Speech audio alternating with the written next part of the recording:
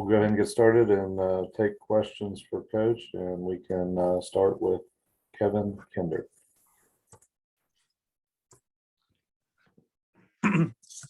Coach, you mentioned that in your post game about needing to make a run here in this string of home games, and you've discussed the importance of kind of not falling behind schedule and losing games there that you can't afford not to because the conference is so close. Is that even more important this year, given how strong you expect the Big 12 to be? I think the Big 12 strong every year. I think I think the teams that have that end up getting to the tournament are people that win in the non-conference, because we're going to beat each other up in the league. I think that's probably take Kansas aside. The rest of us are going to beat each other up. We'll go to Justin Jackson. Coach, you had kind of mentioned Sean McNeil's game the other night, and the effect he had of being able to just kind of sit down for a second there and then kind of evaluate things and get back into the game. What was it that he had 15 points in that final 14 minutes. What was it that got him going, and is this maybe kind of the beginning of something good for him? Well, I can't answer the last one. I don't know if it is or it isn't, but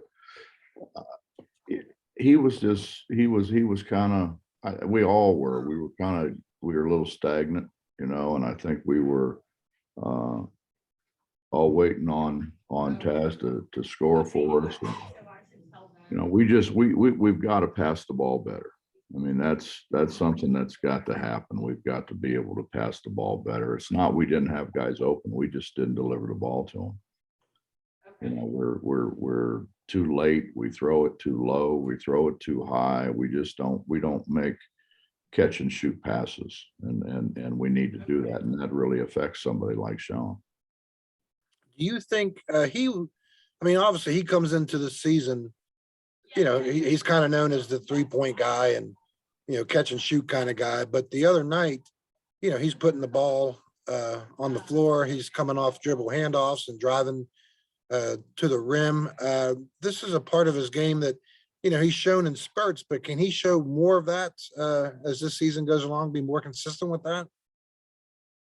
Well, yeah, I think that's something that he really needs to do. I mean, he's a guy who wants to continue to play when he gets done here, and he's got to be more than just a catch and shoot guy. He's got to be able to score it off the bounce. He's got to be able to use screens and using screens, whether it's a curl, whether it's a fade, whether it's a slip.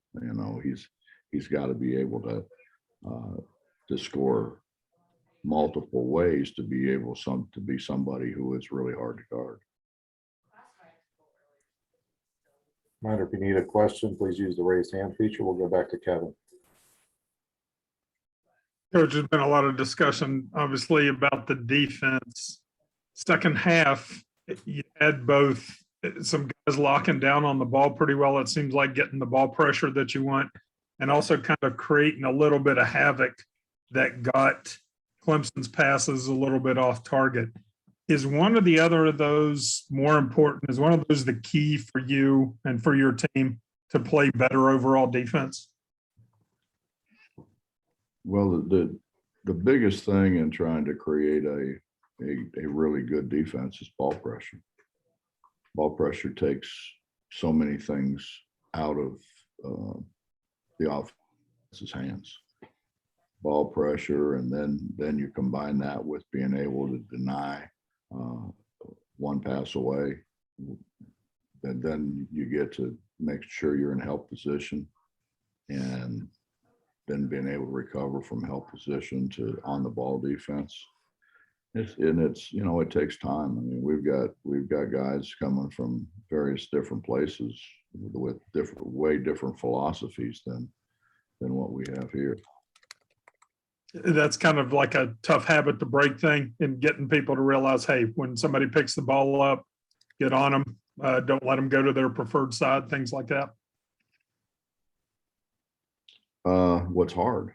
I think the biggest thing is I don't know if they're used to doing something else as much as it's hard. You know, it's a hard thing to do. It's physically taxing, and it's you know, people don't want that to happen, so they do everything they can possibly do to keep us from being able to do that. But a lot of it comes down to positioning. A lot of it comes down to proper closeouts. I mean, it comes down to your preparation to defend as much as it does your ability to defend. Let's go to Greg Carey. Bob, can you just kind of evaluate where you are in terms of rebounding and some of the progress that you maybe have or haven't made since the first 2 games? I would say we're not very good. I think before I said we were horrible. Progress. We've gone from horrible to not very good. We're going to keep working on it. I mean, that's something that we start practice with every day. You know, it's hard for them to rebound if you got your back and you're behind on them, you know. So we've got to continue to work on proper blockouts. And we need to be able to, instead of stand and watch when the ball's shot, to be able to get opposite, quite frankly. Let's go to John. Where are you at on secondary defenses? I know you always like to have 1 or 2 in your back pocket. Are you getting closer to having something there where you'll be able to use that when you need to get stops? You know, John, we did a lot of things. We did a lot of things early on just to kind of see personnel wise what they were the best at. Mm-hmm. And you know, I think they have an idea, obviously not very accomplished at it yet, but they have an idea, because it's kind of like, oh yeah, that's what we did, you know, early on. And so we threw the kitchen sink at them early on. Mm-hmm. And with the idea that as we go, we'll figure out what's the best avenue. Well, these 5 games you got coming up, is that some experimenting going on, or are you just going to try to put your guys out there and try to determine, okay, what works here, what works to win the game? What Al Davis say, John? Al Davis? Yeah. He said a lot of things. Just win, baby. Just win, baby. Right. Yeah. You did say that. So that's how you're going about it then. However you need to win. Yeah. Yeah, absolutely. But, you know, you got a lot of guys and you still don't know a lot about a lot of these guys. So, you know, that's got to be playing in the back of your mind. Well, John, it's like I tell them every day, you know, you've got an opportunity every day to show what you can do. That's up to you. Mm-hmm. That's not up to the coaching staff. That's up to you. When you know, I think all anybody really wants and probably deserves is an opportunity. Mm-hmm. And they have an opportunity every single day to show what they can do. I mean, and you look at the guys that are playing the most are the guys that really have shown us that they're capable of handling what it is we're going to face. So it's an earned deal. Has to be. Mm. Let's go to Justin. Hey, Coach, I think you guys are, I mean, obviously it's still very early in the season, but I think you guys are second in the Big 12 in block shots. Obviously a lot higher than you guys have been the last few years. I'm just kind of wondering the block shot, how much has that played into your defensive strategy this year? And, you know, is this something that, I mean, do you think that this is something that could continue to happen throughout the rest of the season? Well, we purposely went out and tried to get some guys who could block shots. You know, DC was one of, if not the best shot blocker in the country a year ago. Now, what you got to factor in is the level that he was playing at then and the level that he's playing at now. Polly was a very good shot blocker at DePaul, blocked a lot of shots. You know, we need those guys to be able to do what they did at another level at this level. I mean, you think about it, you go from playing at a low major league or in a league. Let me just put it this way: none of them have played in a league like they're getting ready to play in here. This is as good a league, as good a basketball league as there is in the country. Would you be surprised though? Like, you know, say you get into February or the middle of February and you guys are still second in the league in block shots. Would that surprise you? No, not at all. It's what we brought him in here to do. Right. The last one on this issue, Jalen, I think he had like 12 block shots all of last year, and he's already got 8 this year. Was this a part of a game that you guys maybe saw coming, like maybe from over the summer or preseason, or is this kind of a surprise what he's done with blocking shots? Well, I think to block shots, you have to have that ability, and he's got length. And I think the other thing is, you know, JB ends up guarding a lot of smaller guys just because a lot of people are playing 3 guards. Right. We're not playing 3 guards. When we're playing him, he's our 3rd guard basically. He's a small forward really, but he's having to guard small guards, so he's going to have opportunities to block shots for sure. Back to John. Who's your best offensive rebounder right now, and who do you think could be your best offensive rebounder by the end of the year? Whoever the ball bounces to. You know, we're going to send 5 guys. Mm. Well, we're going to send 4. We're going to send 4 to go rebound. I mean, if you watch, Taz is a very good offensive rebounder, and Taz is a guard. Mm-hmm. You know, the 2 people that probably will have the least opportunities are probably going to be Sean and Keedy or Malik, the guys that somebody's got to get back and make sure we get the breaks stopped. Somebody's got to be able to hold the fort in transition defense till we recover. So it's gonna be a weak side deal then, instead of maybe a guy like a Derek who just is big enough to go and get the ball. If you go back and look at it and study it, Derek went where I told him to go. 74% of missed shots go opposite. Okay, so then somebody could do it if they follow the plan and do the techniques and the things that you coach, right? Theoretically, yeah. Okay. I mean, we don't have a 6'9", 265-pound guy. We've got more like whatever they are, 6'6" guys. Yeah. Seems like Paulie could be that guy maybe a little bit. He's got a little bit of a knack for the ball. It's not really a knack, John. It's put your head down and get opposite and get inside whoever's there. Okay. That's not much of a knack. That's just doing what you're taught to do. There's a hand-eye coordination, element to it too. Guys that have good hands that can go grab the ball, have strong hands, that type of thing. I mean, there's some of that involved in it too, right? Well, that's true in anything. Yeah. Guys that steal balls are that way. The guys that have ball pressure and steal balls. Look at JC. Yeah. Well, I know you've always talked in the past about guys that can get to the ball.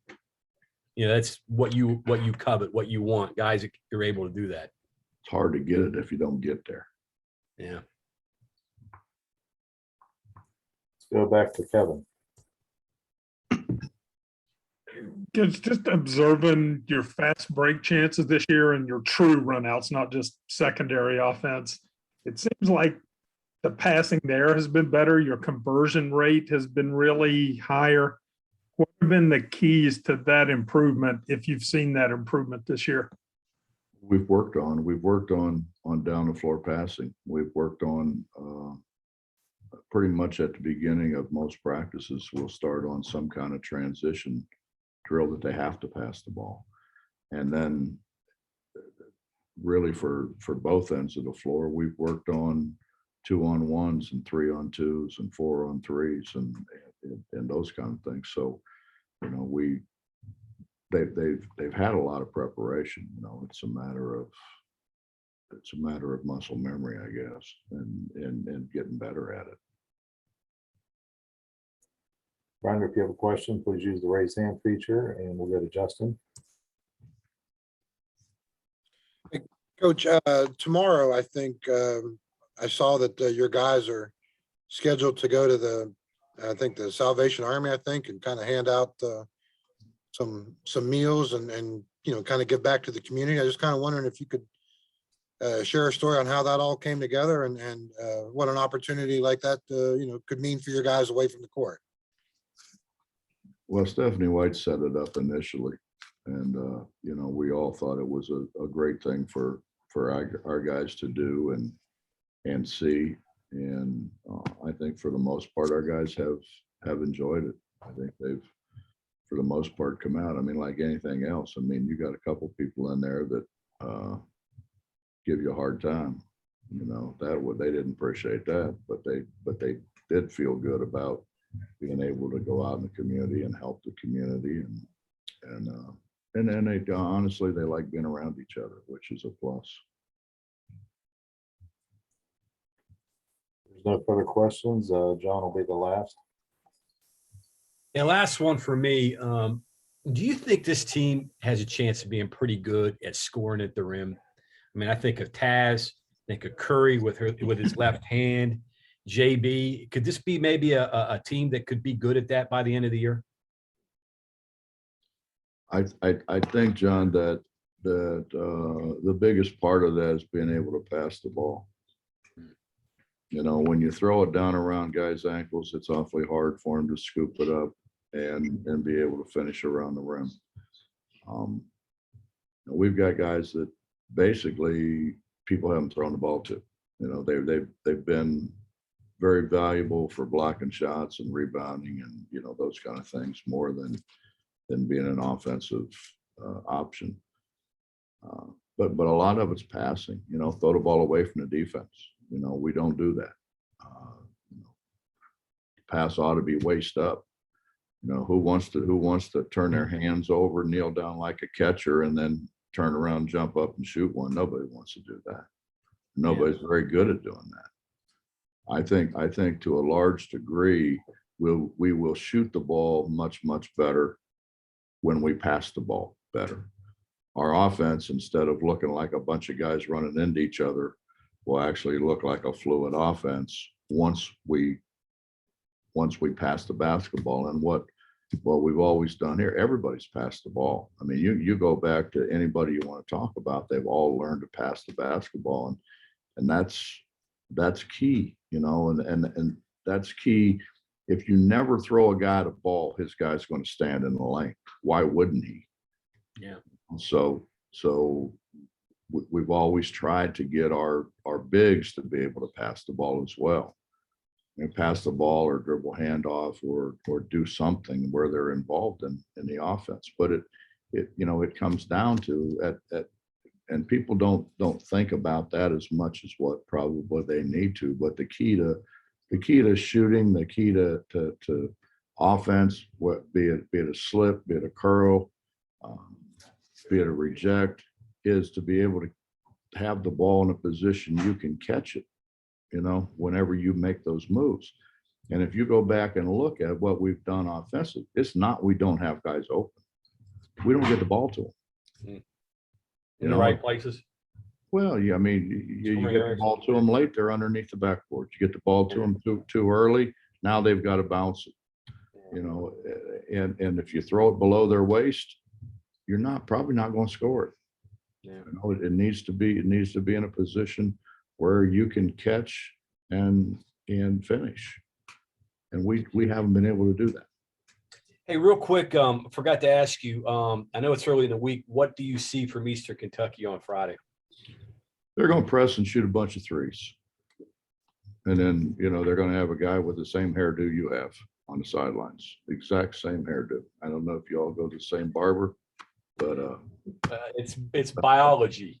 Is that what it is? Genetics? Yeah, biology. It's genetics. There is what it is. There you I'm go. sure. But Yeah. now AW does a great job of the way they play and the way they want to play fast. They want to turn you over and they want to shoot threes. So this will be a fun game to watch on Friday then for people to come out, see. For you, probably. Yeah, not for me, but probably for you, it'll be fun. For the fans, it'll be a good up and down game. Yeah, it will be. Last question from Justin. Hey, Coach, I forgot to ask about Gabe, the Clemson game. Would you say or agree that that was maybe one of his best all-time kind of all-around games? And then, obviously with the things he's done, he's shown that ability over the last couple of years. Is that all instinct, or is that stuff that you guys can coach? Or, I mean, just kind of explain how Gabe is Gabe, I guess. Well, I think the first thing that and the most important thing is Gabe was in the game. Yeah. Because, our first however many games, Gabe wasn't in the game because he was in foul trouble. He's been in foul trouble constantly. I'd call it Huggins. So we're trying to keep him in a game longer and keep him in a game in critical situations.